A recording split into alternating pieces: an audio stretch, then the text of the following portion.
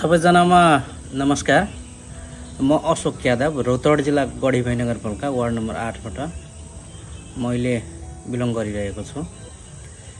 जुन यो जेन्जीको आन्दोलनमा भादो 23 र 24 गतेको आन्दोलनमा जुन नेपालमा जेन्जी पुस्ताहरूबाट 81 परिवर्तन भएको छ, जसमध्ये बनेका सुशीला कार्कीको नेतृत्वमा सरकारले विभिन्न मन्त्रीहरूको विभिन्न क्षेत्रबाट कायम गरेर बनाइएका छन्। त्यस्तै हाम्रो गढीभाइको 9 number ward doctor Ramji Ram भन्ने व्यक्तिको दलित परिवारबाट बिलोङ गरिरहेको थियो, जसको नाम हाम्रो मिडियाको माध्यमबाट देशमा पुरा चर्चा पर्चाका विषय बनेका थिए।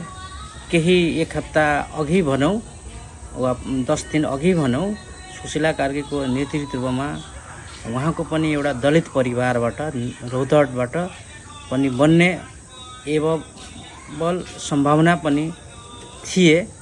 र अहिलेको सरकारले, जुन सुशीला कार्कीको नेतृत्वमा सरकार छ, जुन सरकारले हामीहरूको जेन्जीको नाममा सबै समुदायबाट, प्राय गरेर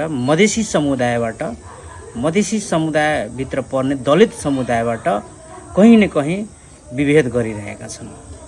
यसै विभेदका कारण हामीहरू मधेसीहरू यति पछाडि परेका छौँ र जुन देशमा हामीहरूको शासन वर्ग विभेदकारी सोच राखेका व्यक्तिहरू जस्तासुकै प्रक्रिया अपनाए पनि, हामीहरूको जति मधेसीहरू बलिदान गरे पनि हामीहरूको देशमा परिवर्तन नहुनुको कारण यही हो। रामजी रामको मिडियाको मार्फतमा सम्पूर्ण देशभरि चर्चामा ल्याउने, तर मन्त्री बन्ने बेलामा केही कारणवश भनौँ वा मधेसी र पहाडीको विभेदको कारण हामीहरूको मधेसी समुदायबाट प्राय गरेर फेसलाई हेर्न नचाहने यस्ता विभेद किन, म सुशीला कार्कीको नेतृत्वमा बनेका सरकारसँग सोध्न चाहन्छु। यति विभेदका कारण हाम्रो देशमा विभिन्न परिवर्तन भयो, मधेस आन्दोलन भयो, अहिलेको युवा आन्दोलन भयो, जेन्जीको चाहिँ कतिको बलिदानी दिनुपर्छ भने यो सरकारले जवाब दिनुपर्छ कि पर्दैन भने म यो भिडियो मार्फत पनि सोध्न चाहन्छु कि हामीहरू देशको, राष्ट्रको नागरिक होइन, मात्र हामीसँग मधेसी समुदायसँग विभेदकारी किन? यो भिडियोलाई यसै मार्फत म सम्पूर्ण प्रयोग गरेर मधेसी समुदायसँग जोडिएका र पहाडी समुदायसँग पनि जोडिएका, भूगोल समुदायसँग पनि जोडिएका स्वतन्त्र युवाहरूसँग, जुन हामीहरू मधेसी, पहाडी र तराई समुदायका सबैमा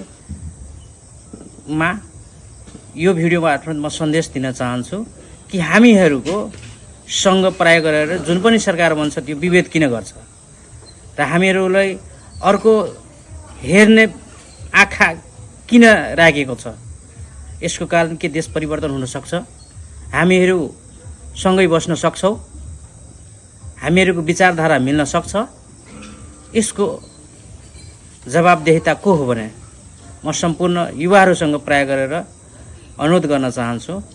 यो भिडियोलाई तपाईँले सपोर्ट गरिराख्नु भएको छ भने रामजी रामलाई साँच्चीकै हाम्रो मधेसबाट बिलोङ गरिरहेको छ, दलित परिवारबाट बिलोङ गरिरहेको छ भने उहाँले स्वास्थ्य मन्त्री बन्नुपर्छ कि पर्दैन भने तपाईँहरू यो भिडियोको मार्फत आफ्नो आफ्नो प्रतिक्रिया दिनु र यो भिडियोलाई जति सक्दाखेरि सबैजना सेयर गर्नु। हस्त, नमस्कार।